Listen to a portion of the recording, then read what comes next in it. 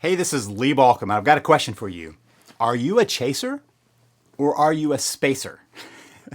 So let's unpack that today and talk about what we're kind of thinking here of the chasing spacing thing. You've probably heard this before of the one who is the pursuer in the relationship and the one who is kind of the person fleeing from the relationship. And many times in the past, I've read books about this and I've watched videos on this and courses on this, and they all pretend like that is something static, like you're always a chaser or you're always a spacer or you're always the pursuer and you're always the fleer, right?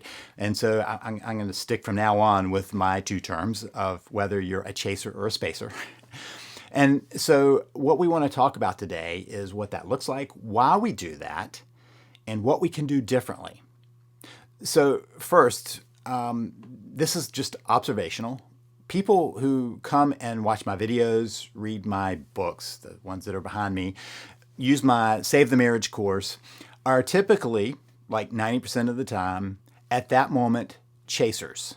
It doesn't mean they've been chasers all of their life. It doesn't mean that they're stuck being chasers, but right then they are chasing because they have a spouse who is spacing, right? The spouse is going, I'm not sure I want to be here. Maybe I need to separate. Maybe we need to divorce. Something's got to change here. I'm not happy.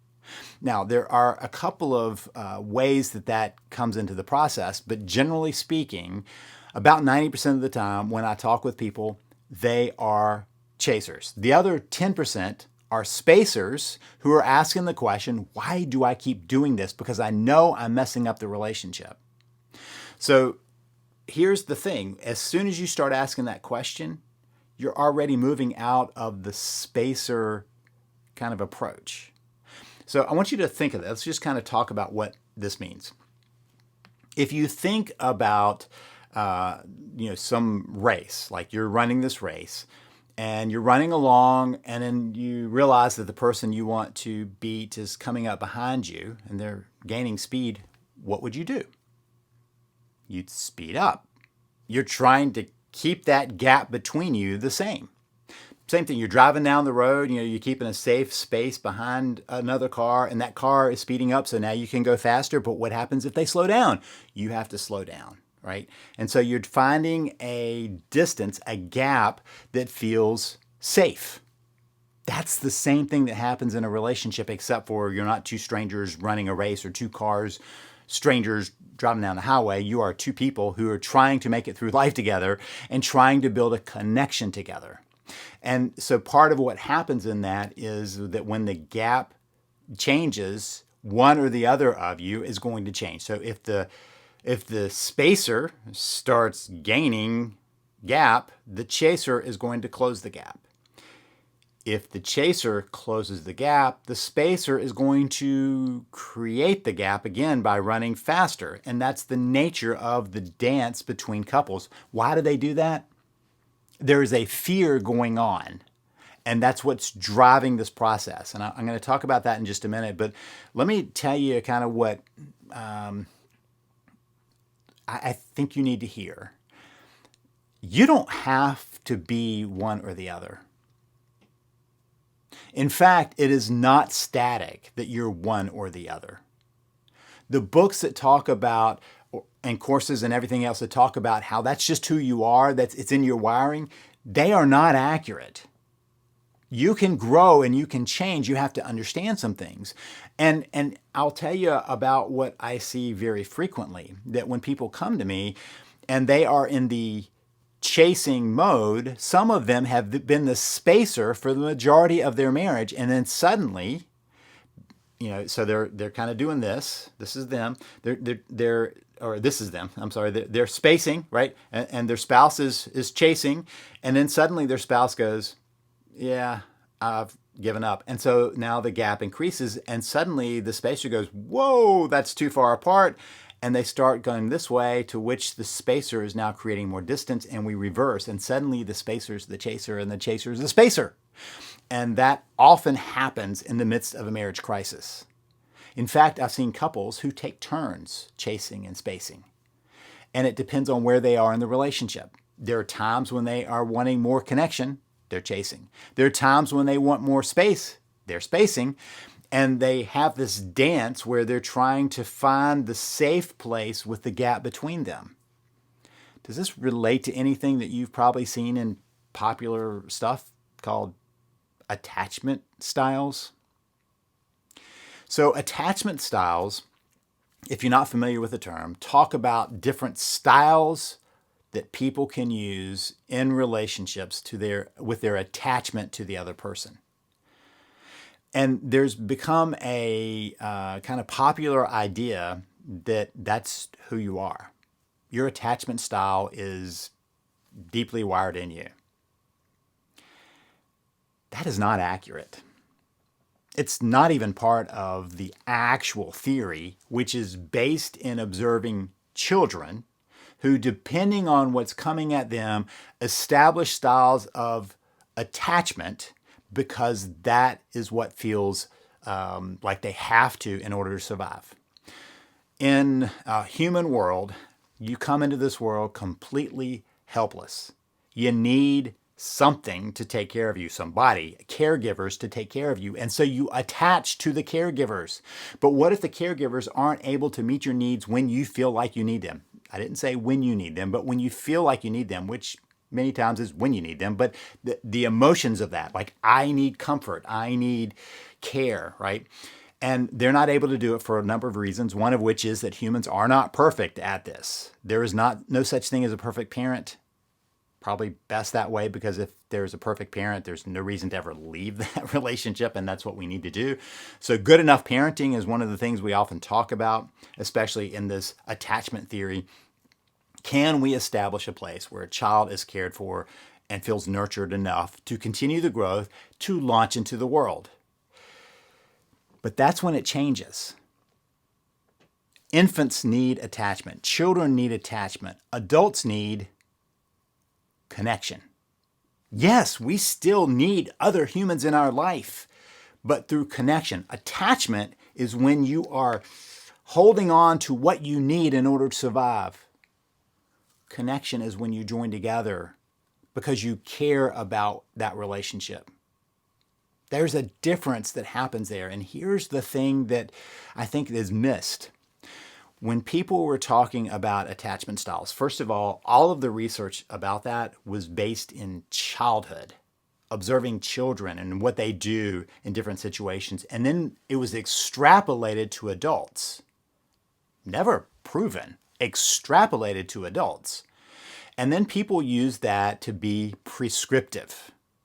It is descriptive. What's the difference? So I can describe the different styles and you can go, yeah, that's how I've been doing it. Prescribing it is saying, that's who you're going to be. I've prescribed that onto you, and now that is your destiny, right? You're now stuck into that. That's who you're going to be. There is no research that shows that how your attachment style in childhood means of who you are as an adult. You can change that. Not only that, but experiences after childhood can also change how you feel safe in attachment or in connection with other people. Let's say that you came out of a tough, dysfunctional family, but you find somebody with whom you can connect in a healthy way. You may find that you're able to find security there that you couldn't find earlier. What if you come out of a pretty safely attached childhood, and so you come out, with healthy attachment styles, and then you find somebody who is dangerous, abusive to you? You might learn to be a little more protective and become anxious about that connection, right? And so it is not that you are stuck in an attachment style. We get to grow as adults. That is the nature of humans, that we can grow and mature and change and find new and better ways. So, no, I do not believe you are either naturally a chaser or a spacer. But I do believe that there are some things that draw people into that because they don't recognize it. Let's talk about what draws you in. Two things, and they are both related to the same thing. Chasing and spacing are both based in the emotional state of fear, but two different fears, almost mirror images of the fears. The first fear is the fear of abandonment. Fear of abandonment means you're going to lose that which you feel like you need in your life. And that is also rooted in our childhood, but we don't completely get rid of it. Fear of losing this important thing, this important person in our life. That's a fear of abandonment. And so when it's triggered in an adult, what do you try to do? Get to what you fear is going to abandon you and hold on to it. That's the fear of abandonment. That's what drives chasing. The fear of intimacy is that you're going to lose yourself to the relationship and you're going to lose your identity to that. And so what do you do if you fear you're going to lose yourself? You space. You try to find more space in there. So the fear of intimacy drives the spacer. Fear of abandonment drives the chaser. Fear of intimacy drives the spacer. So now you find a safe space where you can keep that gap that feels natural to both of you, but not really giving either of you what you want. And so if you have two people who are suffering from a fear of abandonment, they can glom together and have no space between them, but have kind of lost themselves to that. People who both have the fear of intimacy create huge spaces. They're still driven by fear, but they create a huge space and again, aren't really getting the connection they want out of that. So those two fears are what push you one way or the other. And that's why many times suddenly it changes. You have both of those fears in you. Your spouse has both of those fears in you as every other human. Now you may have something that's triggered faster. Your fear of intimacy may be triggered faster than your fear of abandonment or vice versa. And your spouse may have the opposite or the same, but both of you have trigger points to that. And so what often happens is the person who has the fear of intimacy, and so they're spacing, when the other person finally goes, okay, I've had enough, I'm not going to pursue this fear of abandonment, they stop, and suddenly the person who had the fear of intimacy has a fear of abandonment, and they start chasing, and the person who had the fear of abandonment suddenly has a fear of intimacy, and they start running, right? And so we have this gap that can grow, and that's what we need to figure out how to get beyond. Because chasing isn't going to get you there. Remember, you keep that same place. You keep the same gap, almost identical many times. Wherever it's going, the faster you go, the faster they move, and vice versa. So we have these two things that are possible. You can be a chaser, you can be a spacer. As I noted, about 90% of the time when people are talking to me, they are chasing. But that doesn't mean that that is inborn into them. That is not a permanent state. It's just where you are right now. So what do you do instead? What is the better option? If you've been around me long enough, you know I'm going to come up with another term, and that is to be a pacer. Not a chaser, not a spacer, a pacer. So let me just kind of tell you my experience when I was back doing a marathon. I was doing a trail marathon, which means that there isn't any really good off-ramp to that. If you run a marathon like on the city streets and you go, oh, I've had enough, you can just get off, take a cab back or whatever. Not this one. So I traveled to this national park, and the night before stayed in a hotel. Next morning I get up, I'm eating my oatmeal and all that stuff to get ready for the day. I get to the starting line, well, I thought was, and they load us on a bus. And they drive us 26.2 miles away and drop us off at the actual starting point. Now, I've been preparing for this race for a long time. And part of what happens when you're preparing for a marathon, particularly, is that you're trying to figure out the pace that will carry you from beginning to end. And you want to stick on your pace. So I had my pace in mind. I knew what it was. I had my time set for that. And we get to the starting line, and the gun goes off, and I don't run my pace. I'm full of excitement. I'm full of fear about what's going to happen, and I don't run my pace. Don't even look at my watch as I'm running along. I'm listening to music, and I'm just chugging along. About 5 miles in, I'm like, why am I so tired all of a sudden? And I looked down and realized that I was burning myself out on the pace that I was not following. Pacers find a sustainable route in order to slowly close on the gap that you have. That's what pacing is about, right?